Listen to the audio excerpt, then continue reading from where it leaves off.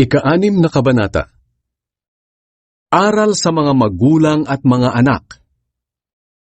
Mga anak, sundin niyo ang mga magulang niyo dahil ito ang nararapat gawin bilang mga mananampalataya sa Panginoon. Igalang niyo ang inyong ama't ina. Ito ang unang utos na may kasamang pangako. At ito ang pangako. Giginhawa ka at hahaba ang buhay mo rito sa lupa. At kayo namang mga magulang, huwag kayong gumawa ng mga bagay na ikasasama ng loob ng mga anak ninyo.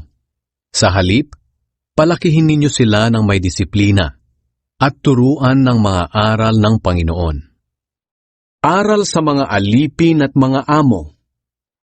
Mga alipin, sundin niyo ang inyong mga amo rito sa lupa ng may katapatan, paggalang at pagkatakot na parang si Kristo ang pinaglilingkuran ninyo. Gawin niyo ito ng kusang loob, hindi dahil nakatingin sila para sila'y malugod, kundi dahil mga alipin kayo ni Kristo na gumagawa ng kalooban ng Diyos. Maglingkod kayo ng may mabuting kalooban na para bang ang Panginoon mismo ang pinaglilingkuran nyo at hindi ang tao. Alalahanin ninyong gagantimpalaan ng Panginoon ang bawat isa ayon sa ginawa niyang mabuti, maging alipin man siya o hindi. At kayo namang mga amo, tratuhin ninyo ng mabuti ang inyong mga alipin at huwag ninyo silang tatakutin o pagbabantaan. Dahil alam naman ninyong kayo at sila ay may iisang amo sa langit at wala siyang kinikilingan kahit sino. Mga kagamitang pandigma na kaloob ng Diyos. At bilang pangwakas, magpakatatag kayo sa Panginoon sa pamamagitan ng dakila niyang kapangyarihan. Gamitin niyo ang lahat ng kagamitang pandigma na ibinigay sa inyo ng Diyos para malabanan niyo ang mga lalang ng diablo.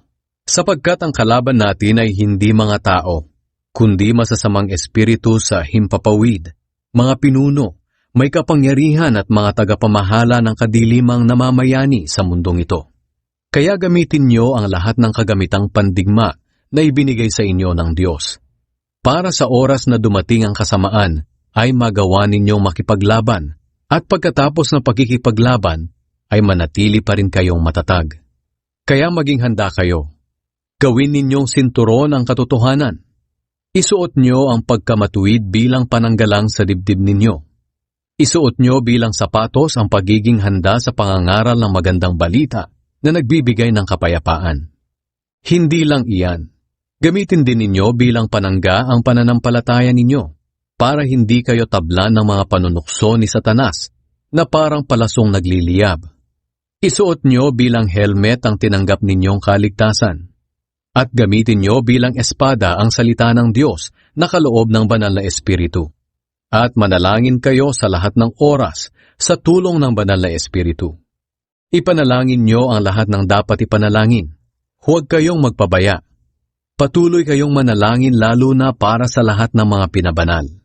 Ipanalangin din ninyo ako sa tuwing mangangaral ako. Nabigyan ako ng Diyos ng wastong pananalita para maipahayag ko ng buong tapang ang magandang balita na inilihim noon.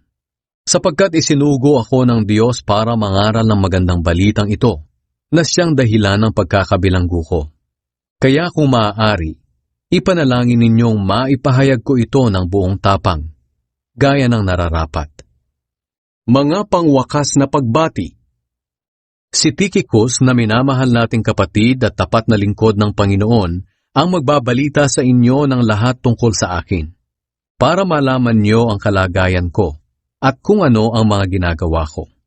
Ito ang dahilan kung bakit pinapupunta ko siya sa inyo, para malaman niyo ang tungkol sa amin at mapalakas niya ang loob ninyo.